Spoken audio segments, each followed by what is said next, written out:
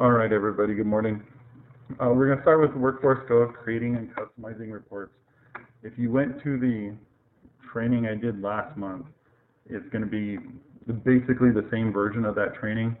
This is the first time you'll see some information for Workforce Go. If you're not familiar with it yet, this should help with being able to create your own reports. Use the chat room to ask a question so I can see that, and that way we don't talk over each other.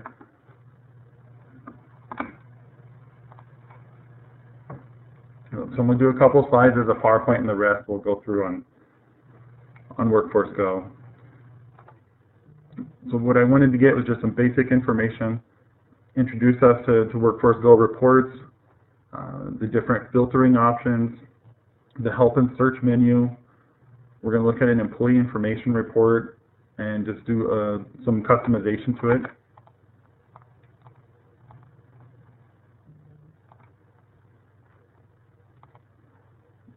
Saving the report, and then how you can set them as default so you don't have to keep creating the report every time you go to a timesheet or a pay statement. Some of the stuff we'll go through. How we can view time off accrual balances. So pretty much if you have timekeeper access or higher, you should be able to view time off accrual for all of the employees. Important to know because some people are going to want to know, is their time accruing correctly? Or, of course, just to see what people's balances are as they're requesting time. How to view employee pay statement histories. For this one, you're going to need manager access or higher. And I'm going to demonstrate how to customize it to add leave types. We'll look at some employee timesheets. Same thing, customizing that report because some of the information we get is pretty basic. And the last thing is how to request time off for staff. We have a lot of staff that don't use Workforce Go besides just punching in. And so we have to make adjustments to their time for leave. This is going to show you the correct way to do that.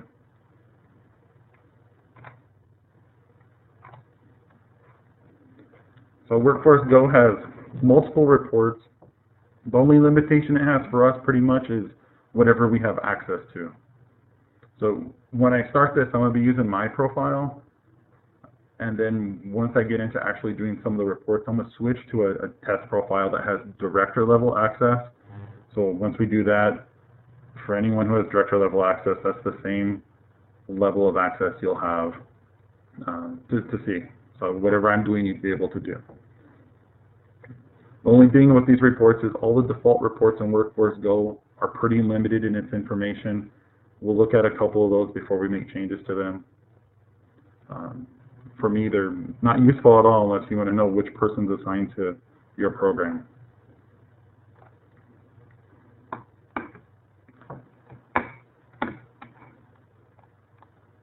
So once we get into Workforce Go,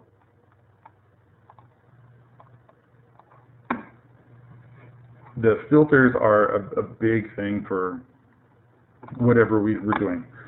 If we're going to use a filter, if we don't use it correctly, it's going to affect the results we get. So on the slides that went out to everybody, it's on slide 8. It gives a little chart of what all the filters mean, but I'll show it here on this report. So the equal sign is pretty simple. Whatever we type in this box below it, that's what we want the information to equal to get that information back. So if we use, this is the employee information report. If we wanted to know everyone who had the first name Lewis, by using the equals, it's given us everyone who has that name Lewis exactly in their first name. Anyone who has anything in addition to that, that's not going to show. So we would know that Donna DeBray has joined the meeting. That 2 of the 3 existing users or Workforce Go employees are actually sitting in the conference now, which is me and then Lewis from the courts. If we wanted anyone who did not equal, that's this next one, which is the percentage sign and equal sign. So if I didn't want to know everyone who had the name Lewis as a first name, when I search that, it's going to take anyone who has Lewis out. And up here now, There's 1,087 employees who do not have the first name Lewis exactly as that in the system. And so whatever we use in these filters is going to affect what we get. We can do what does the employee start with? Everyone that starts with an L and an O, that changes that to 15 employees.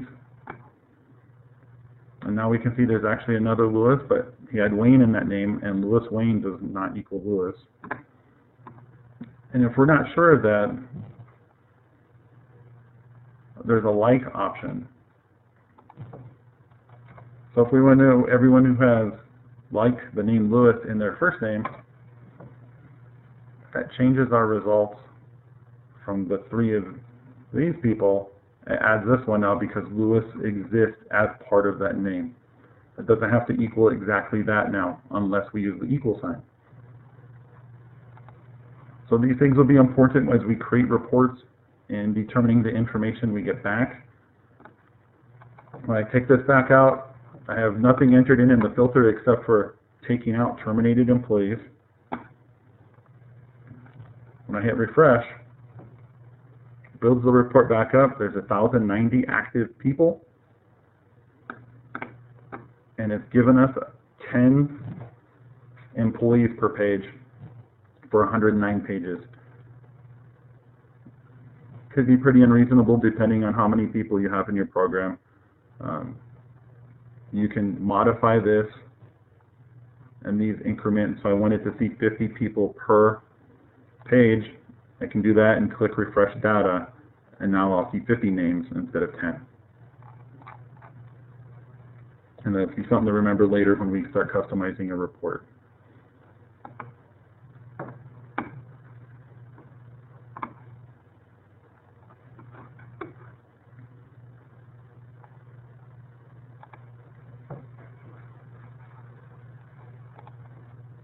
So if I have no questions for filters in the chat room, I'm going to move to the next part, which is the help and search menu. If you ever have questions and you're not sure, you don't want to reach out to personnel or to me or Cecilia in the finance office to ask for help, or you just want to spend some time on your own better acquainting yourself with Workforce Go, up in this corner everyone should have the question mark, and when you click on that, it's going to open up a new, basically system documentation, everything about how Workforce Go works. So essentially the user manual. And you can click into each one and it'll have the main points. TLM is the time labor management, so this will be related to our punch-ins. HR is related to our profiles. Payroll is how people are getting paid. Schedulers are schedules. So we can click in there and start looking into that stuff, or we can just do a simple word search, and just like Google, it'll start bringing up every instance that the word timesheet appears on any of these pages. So we know it looks like it brought back 365 results. So the help screen is very good. The magnifying glass is the search menu for Workforce Go. So if we're not sure where to find something, we wanted to know where timesheets were. As I start typing time, it's starting to bring up options of where time is. So we can see my overtime request, my time off, accruals, timesheets. And the more we type, the more it'll start to narrow down whatever it is we're looking for. So that's a pretty neat little tool. And if you're looking up employees, if I type the hashtag and I type my name,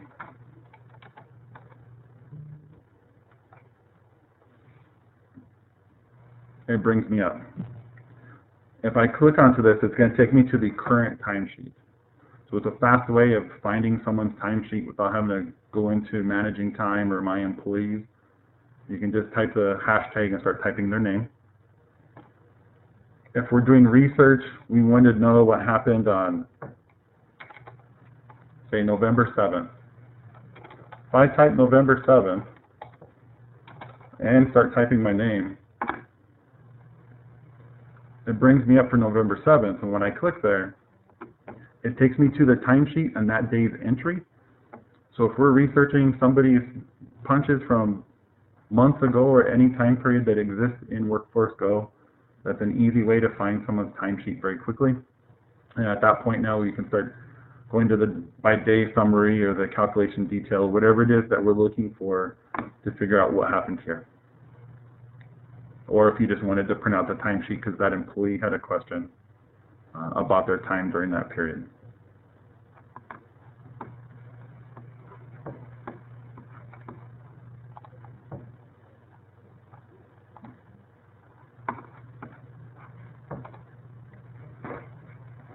Okay, so I'm going to go back to the home screen. And this is where I'm going to sign out of my account and we're going to sign into the testing account.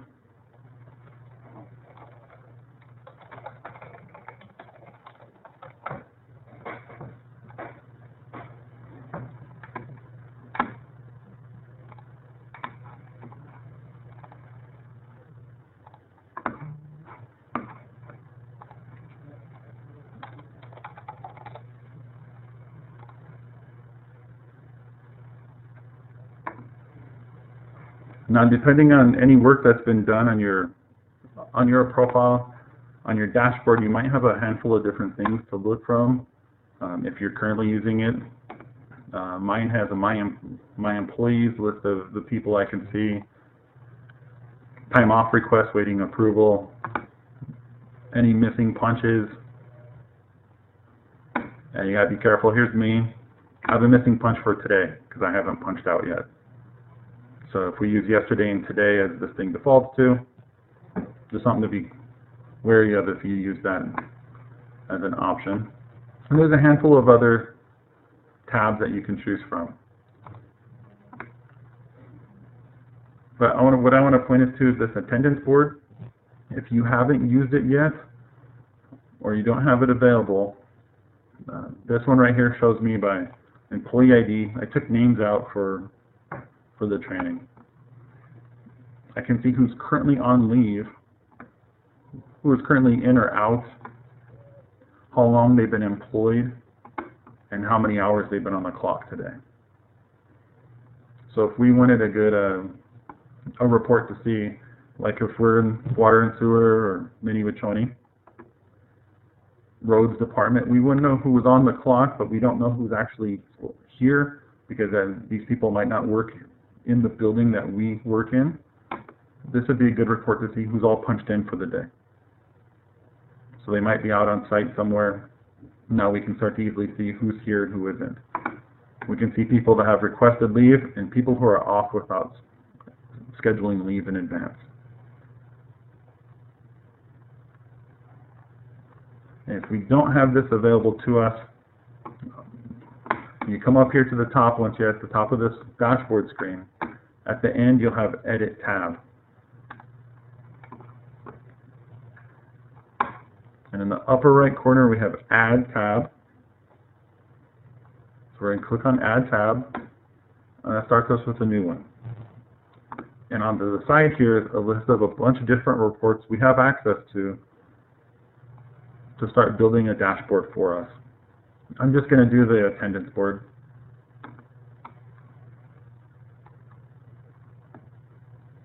And we'll just let it be called tab 9. And I'm going to save. Now when I go to the home screen, tab 9 shows up, and it's this report. So that's a nice quick way just to see who's here, who isn't, how much time someone has here. Good to know for everyone who's clocking 4 and 6 hours of leave per pay period. We can see when they should be changing. So we have like 2 people here who are just over 4 years. Track's policy says they should be at 6 hours of benefit leave at this point. We can check to make sure that's happening.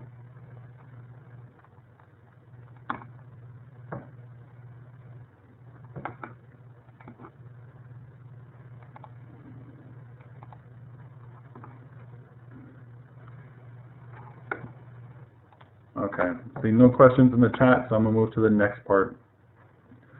I'm going to My Employees and Employee Information. This is the default report. We can see that because right here it tells us if you've created reports, you would have that report sitting here to be selectable. And so when we come here, there's not a lot of information. We know what someone's employee ID is, their badge number, which if we've seen, that's the number we punch in on the time clock before we do our fingerprints. Their usernames, first and last, are they in payroll, are they locked out, and what their status is. So there's not a lot of information that would be useful to us. And from here, this is where we can start to get a little bit more in depth or a little bit more detail. On basically every report that we have, we can start to filter by a couple of different ways. You'll have a select columns box. On some screens, it'll look like a little wheel. But when I select this, it tells me on the right side the columns that are currently selected for the report, and on the left side the available columns for more information I can add to this if I wanted it to look differently. And so on this, maybe I don't want the first name. I already have username, so why would I need the first and last name? So when I do that and I click on this single arrow, that moves first name out of selected columns, last name out of selected columns. If I use these big arrows, it's going to do everything. The big one will slide everything from available over, or the big one facing left will slide everything from selected back to available. I don't want to do that because I'm happy with some of this stuff. We can start scrolling through to look for different information. We can see what programs they're assigned to. So if we have people getting paid on multiple programs, like Mini Wachoni, we can have that in there to see what their default program is, their funding sources, if you have people getting paid out of more than one fund. And there start to be some more information about the people. If we want to know their employee type, we can add employee type. Contact information, if we have that. The rates of pay. So if we wanted to make a list and sort it from highest to lowest paid, you could do that using the hourly pay. Their address information, maybe we wanted to separate or group our people by city. There's a lot of information we can use. So there's probably at least 100 different things we can add. If we don't want to scroll through all this, because that is a lot of information to scroll, there is a search thing up here. So if I type in email, it starts to match a little bit better what I'm looking for. So I'm going to add email to the report. And at this point, we have a checkbox to select the row. So I'm going to take that out. Okay, view and edit employees, quick links, employee ID, badge, username, and at the bottom, type an email. So when I click select columns, it's now gotten rid of some information and it's added some new stuff. But there's 25 people, and we want it to be everyone to sit on this one screen. So I'm going to change my rows on page to 50 and click refresh. And now we have a list of everybody's employee ID, their username, if they're exempt or non-exempt from labor laws, and what their emails are. We might not have a lot of employees that use email, but for those that are using Workforce Go to actually request leave, we should make sure they have an email listed because they would get notifications when their leave is approved or declined. So here's our finance staff. It's currently sorted by default by badge number. If we wanted it to be sorted by username, when you come up here, there's these two little arrows, one to sort ascending, one to sort descending. So if I want it in ascending from A to Z, I click that, and now it's changed the order of the report, no longer by badge number, but by username.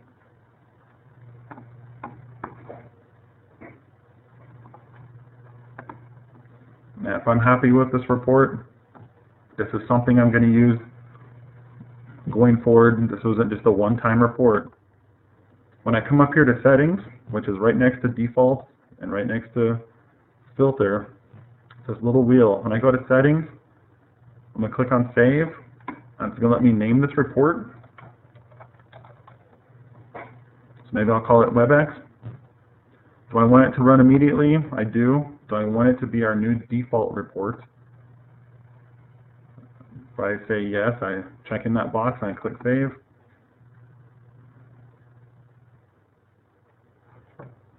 Now every time I come back to employee information, WebEx will be my default report. Or I can always click up here and switch it back to the actual default, the system's default report, or if I created multiple types of reports, I could do that too. If we wanted to categorize our employees, so whether it's like if you're the courts, we wanted judges and clerks to be different from everyone else, we can come up here to employees. This is currently on all employees that fit this filter. So if I click on all employees, it's give me a list of those people, and I can start to build out. So if I only wanted program monitors, say,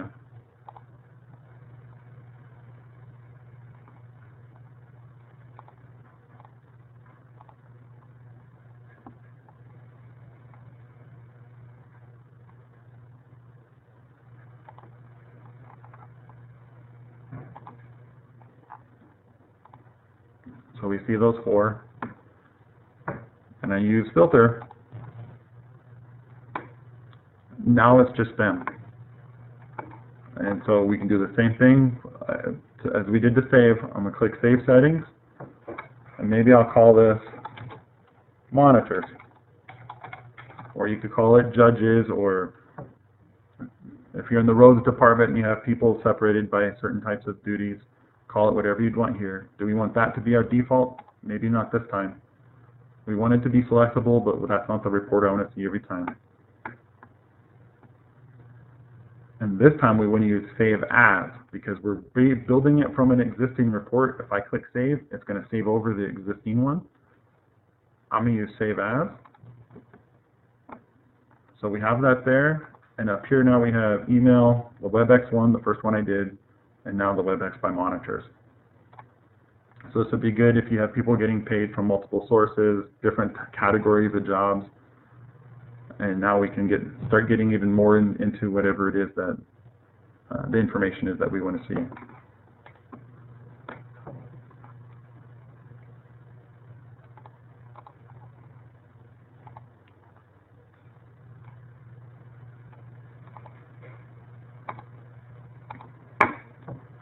Okay, now we'll move forward to the next one. This is going to be viewing time off accrual balances. So Jerry, you should be able to see this on your screen, a newly added view for timekeepers on Friday. So I'm going to go to My Employees, Accruals, and Balances.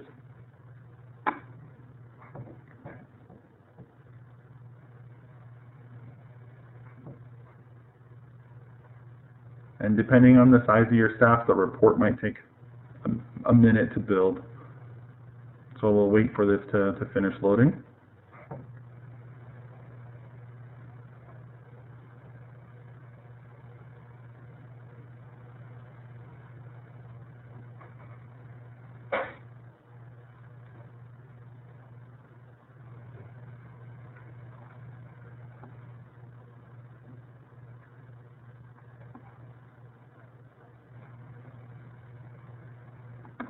Okay. Now I don't have the default report that comes up. I already created one in advance and took out everyone's names. But when you come up, this is essentially the report you're going to see, but you'd have the names in there.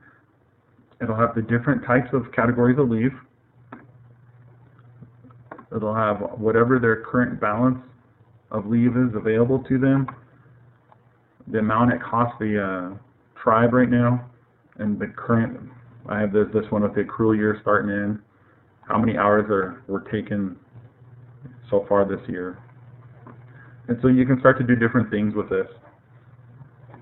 If we only wanted to know by annual leave, I have the equal sign. So maybe my time off is going to be annual leave. And now let's filter out a bunch of the other junk we're probably not interested in seeing. And I'm going to save this report.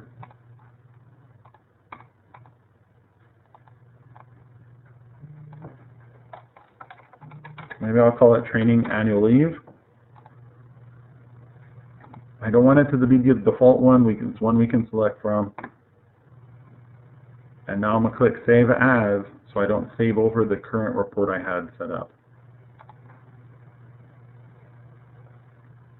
So let's come back to the one we just ran.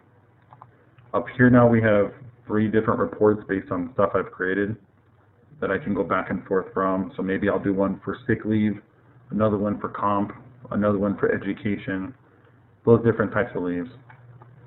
And now if we're adjusting people's timesheets, we have a quick way to look and see how many hours does this person have available. For example, this person had 16 hours of leave. If their request was for 24, we know that we couldn't accommodate that request because that's more than the balance that they have.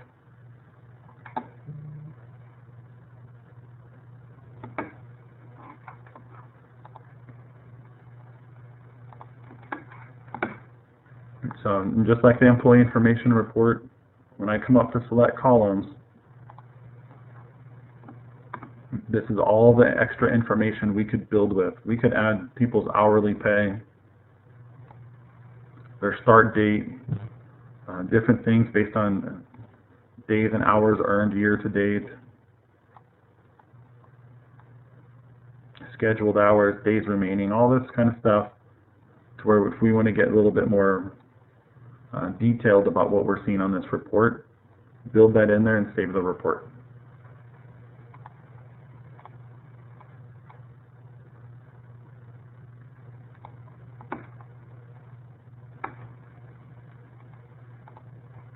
And you can do the same thing up here. Donna DeBray has left the meeting. The employees up here, we can see where now we can start selecting people's names and categorizing our staff again. If we want to do judges, clerks, linemen, whatever type of people we have, we can start categorizing them and looking at just those group of people or printing a report for them. So on this report, if the program director wanted to see this, or this is information we wanted to print as this one looks, all our reports we can export. So when I come up here, it gives us options CSV, Excel, PDF. So if we wanted to see this report as a PDF because we wanted to print it and give it to our boss later, or maybe we narrowed it down to just one employee and we want to print this to give that one employee a printout of their leave, especially for the people that aren't using Workforce Go besides to punch in.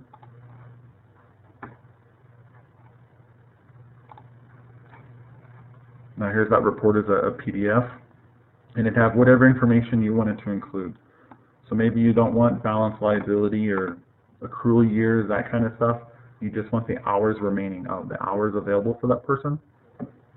Build that and have their name in there, and you can have whichever time off type.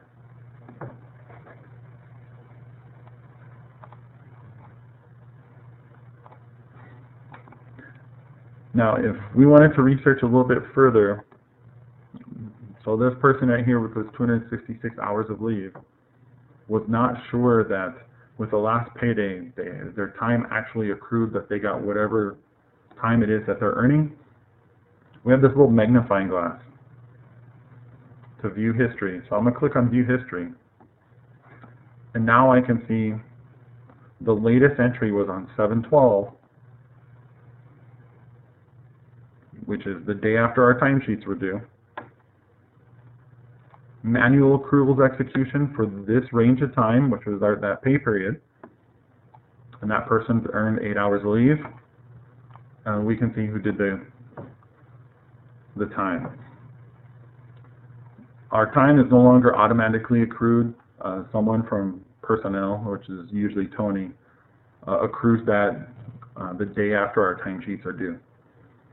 So if we have any late timesheets and they're not submitted or done being edited on Thursday, that could affect somebody's leave earnings, also affect their pay. But so just make sure everything's done.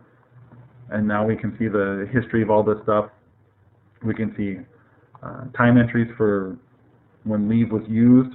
So this person requested all these hours of leave, who approved it. And now if I wanted to only see the accruals, maybe I'll filter this report. Anything that has the word accrual in it. And now I can see going back, by you're starting to see these, I can look for gaps to see, was there any missed time? My employee says they're short hours of leave. If I look at this report, I can start scanning through to see, is there in fact a pocket of time where there is a gap? And then now we can question that and make whatever adjustment that needs to be made, or request personnel to add 8 hours of leave, or whatever would be necessary for the people. This is showing 15 of 63 lines, so if I bring this out even more,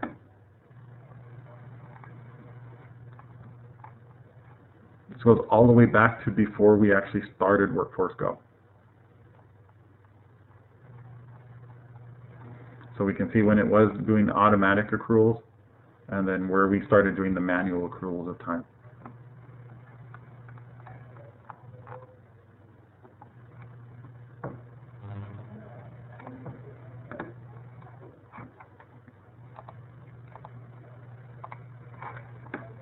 And then now, if this is what we wanted to show the employee, yes, you've been getting your time steadily, no gaps in between.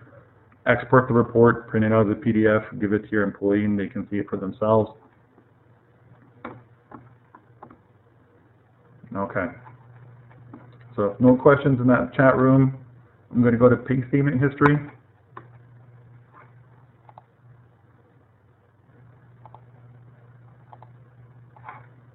So in this one, we're going to My Reports,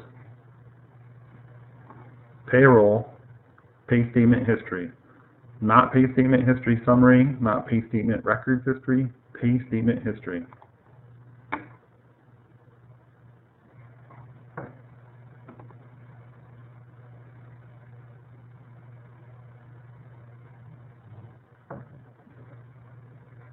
Okay. So what it's going to do, whatever the default report is, the report I set up to be default is the calendar range of this month. I can see how many checks were issued, so someone's name is listed twice, that's 2 payrolls. So we have a question, why did it go from automatic to manual? The few times over the last fiscal year when we changed, like for early pay, so we went off schedule. Workforce Go goes entirely off of scheduled pay history. So we have all our pay, our 26 pay statements scheduled into Workforce Go every year. And so when an early pay was released and we didn't follow the schedule, it messed up the system being able to calculate time because it's working on a schedule, and now suddenly there isn't people's leave or timesheets in the period of time we wanted to see. So if everyone remembers back in like Rosebud Fair, when we had leave and then people accrued far less amount of leave than they were supposed to, it was because of that, because we were modifying the system without actually changing the system to match what we were doing. So before the next early pay in November and then again in December, they changed it to manual accrual so that it would be done regularly regardless of whenever the pay schedule was basically changed, whenever our checks were going to be released.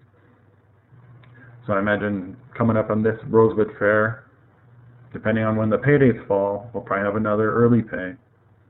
And doing it manually won't affect that. And now when it says manual, it doesn't mean that that person's actually having to do it for every employee. It's just a couple of like menu options. The person says accrue time for all of the staff.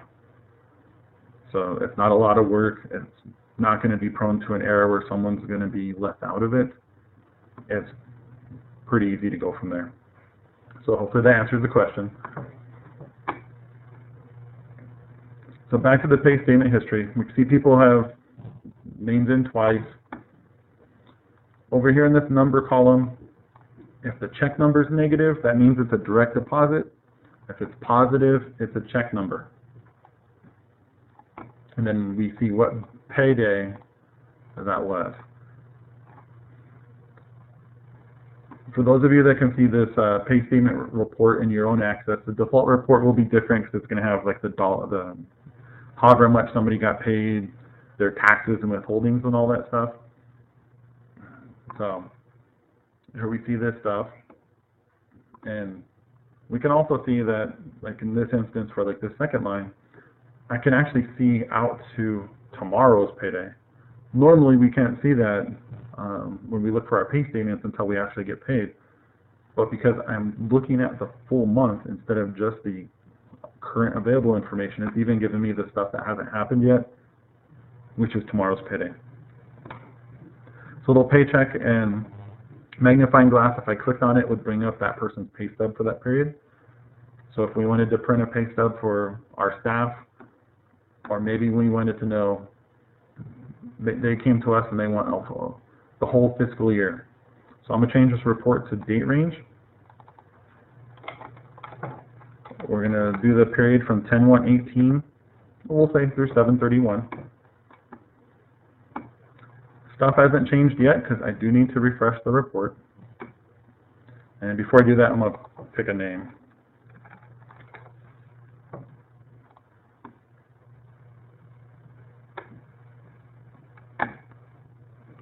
And so now we'd be able to see all the different types of pay. Regular paydays, there's going to be notes whenever it might be something a little bit different. So cash award, when we split pay in at the beginning of the year, there's that. So we can see that, and it's listed from the oldest to the most current. So I could change this and start from the most current and go to the oldest, go backwards. We can build out this report to add dollar amounts and stuff, so maybe in one shot we can then export this as a PDF and give it to our employee. They wanted to see what their pay was for a period of time. A quick, simple way to do that. And of course, through settings, we can make that, save this report for future reference. So if we didn't do it by just a single person, we built that out again to our group of judges, and we wanted to know, like if we stayed in a calendar range, and we always wanted to know this month, we build our report to just be judges.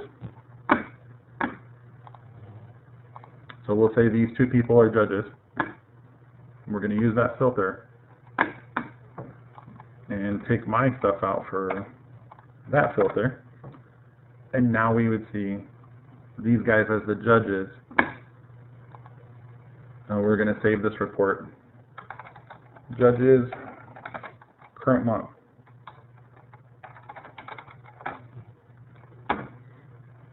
And we'll save it as. And so now we have two options here.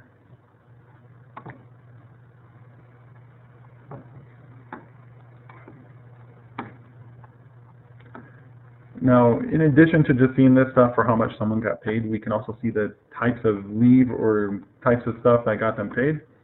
So if I go to select columns, I wanted to know if that person had leave without pay.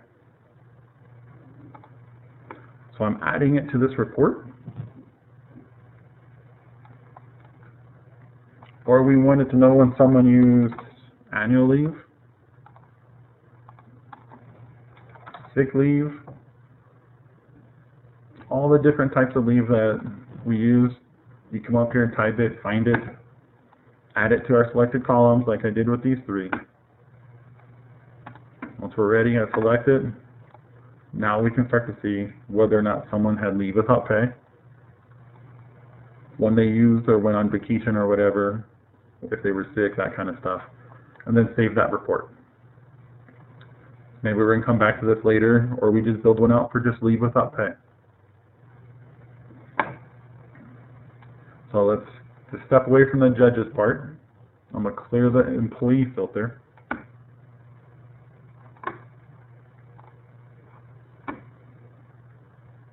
And I would take away their names on this one. But I want to go back to October.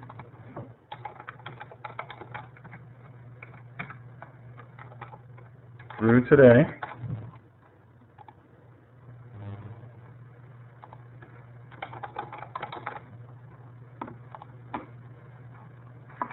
And in this leave without pay, I could say equals whatever I'm looking for, does not equal, is less than a certain hour, greater than a certain hour. So if I wanted greater than 0, I could do that as a report, and when I click refresh,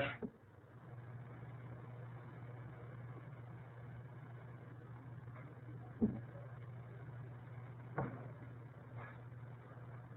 now I can see all instances in my department of which pay days somebody had leave without pay.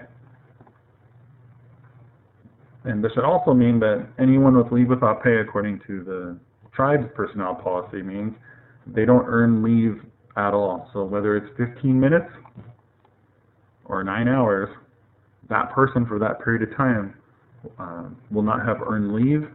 So we would see that manual accruals execution that we've seen in the other report, and then we should see a follow-up entry from personnel deleting that earned leave, since Workforce Go doesn't recognize our policy. So that's how that would be done. Or we can do between certain hours, whatever it is. Greater than 0 is probably the best way to do this for any of you that want to run a report to check leave without pay.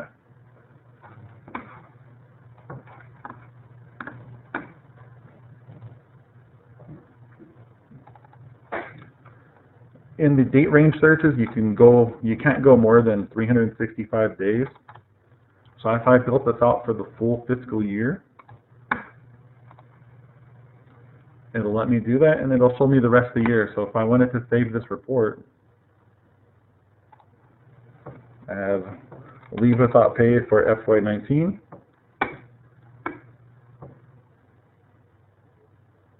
I don't want it as my default, I just want it to be available, and I click Save As. We now have 3 reports up here, including this for leave without pay. So we can always come back and on an ongoing basis run the report and see if there's any current additions, that kind of stuff. Or if somebody was wondering why they didn't get paid for 40 hours or 80 hours, we can come here and see which pay period it was that they didn't have time.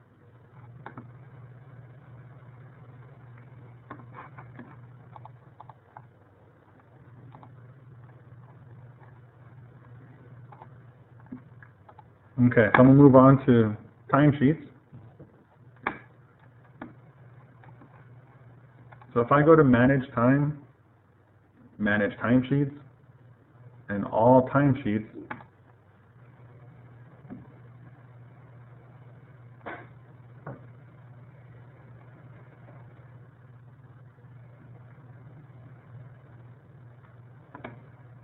once this loads, it's going to load whatever report you set as default. If you've never done it before, it'll be the default report. So for me, I created one already. It has the employee ID, when the timesheet started and ended. Then it has hours, annual leave hours, sick hours, leave without pay. So if I wanted to run 2 reports, which is the timesheet report And then the pay statement report, I could run one for one specific person for the same period of time, and we can start comparing what their timesheet said versus what their pay statement said. Now, in most instances, it's going to be the same thing, but there are cases where if we edited our timesheet after payroll was processed, whatever our new edits were going to be, like if we were going to add time to someone's timesheet, or we approved leave after the timesheet was processed for payment, those things aren't going to match. So if we had someone coming to us to say, hey, I didn't get paid what I thought, these are the two reports I would run. Would be running a timesheet report for whatever period of time, running the pay statement report, and then just comparing those two. And that's the most common thing now is people processed or edited time after payroll was run. So our payroll is due on Thursday, and speaking from experience for when Marilyn runs payroll, it's usually done by 9 or 10 a.m. Friday morning. So if we did any changes after that, or when she starts that process, she's locked into whatever was submitted at the time payroll started. So as long as we're completing everything as we're supposed to on Thursday, there will be no problems. Otherwise, we can expect a possible error and someone having to get a second check to make up for whatever time that we added after payroll was run, if that makes sense. But yeah, she runs it on Friday mornings, and payroll is prepped and like all the deductions and everything, that stuff's getting ready to be printed and all that. The direct deposits are scheduled. So unless we've gotten that stuff taken care of beforehand, we've already moved payroll into getting ready for Wednesday's release, and that part can't be interrupted anymore.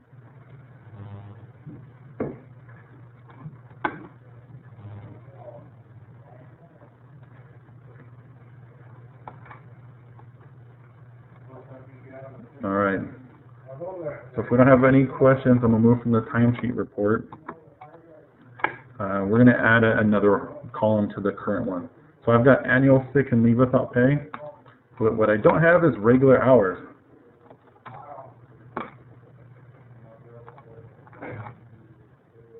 So maybe I want that to be the first thing we see. So if I use this thing here, sliding it up to above annual, I got annual sick, leave without pay. Maybe we add holiday, inclement weather,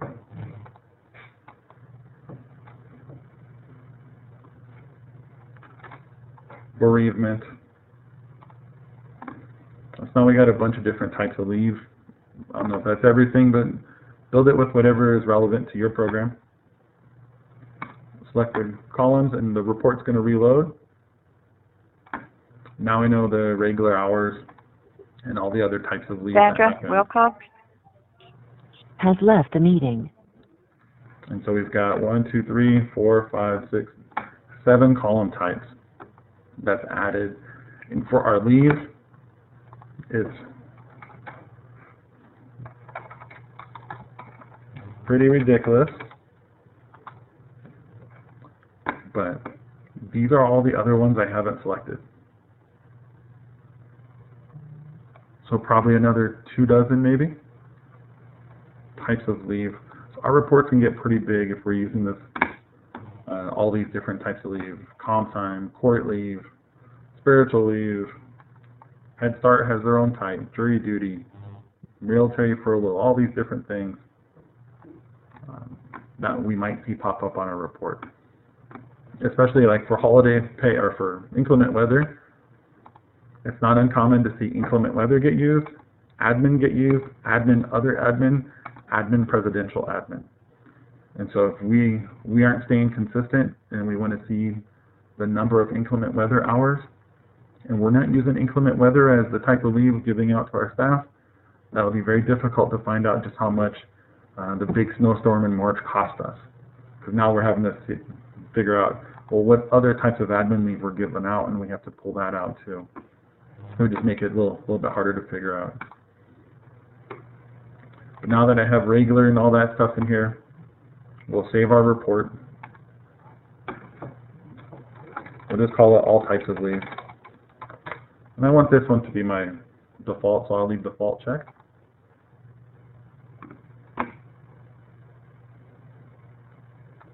And now that's the one, and the other two just sit back out there as reports still selectable.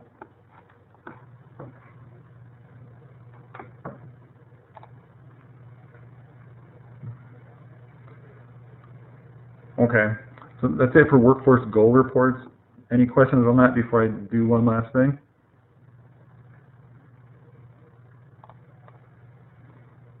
Okay. So because a lot of our employees aren't using Workforce Go, especially for those of you that are editing timesheets, preparing those to get submitted to payroll, we have two choices when we edit people's timesheets to get leave on. And if we're not using the way I'm about to show you, it can potentially cause a couple of problems. One, if they don't have enough leave, if we're just editing a timesheet, that's not going to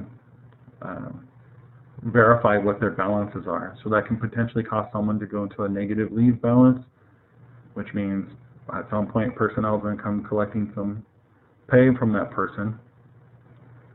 And our policies also say there has to be a request of time.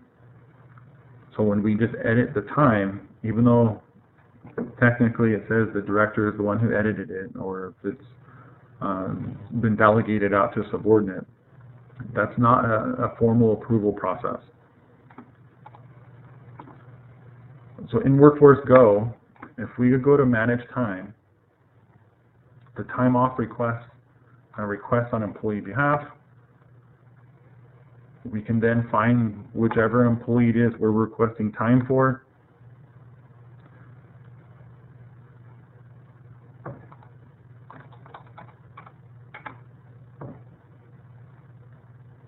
And when we select that person, it goes to the leave screen just like when all of us request time.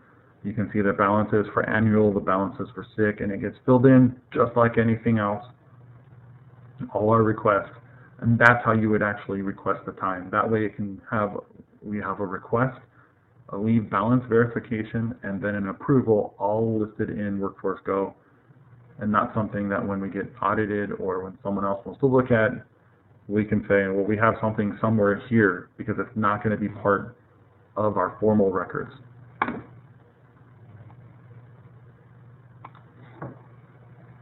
And if you were still doing it outside of the system, someone's writing a memo asking for time off, you can go to your timesheets for people. So if we go to all timesheets,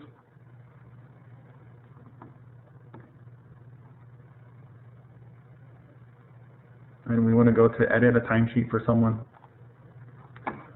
there's an area up here called Docs. When I click that, it's going to let me upload a document.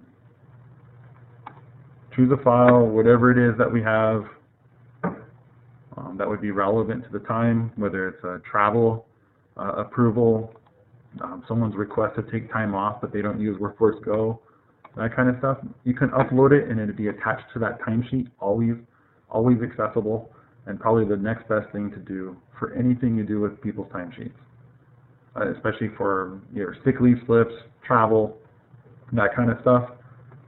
It's always available for review.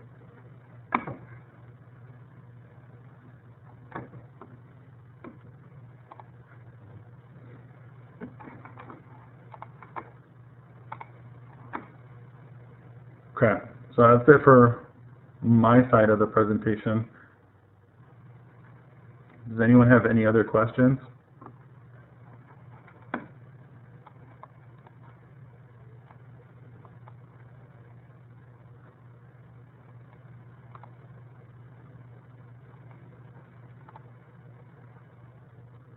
Okay, if there's no questions then, thank you for logging in, everybody. I'll send this recording back out for those of you that want a copy. Have a good day.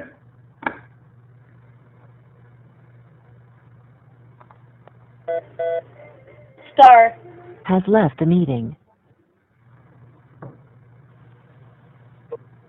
Returning Kildware.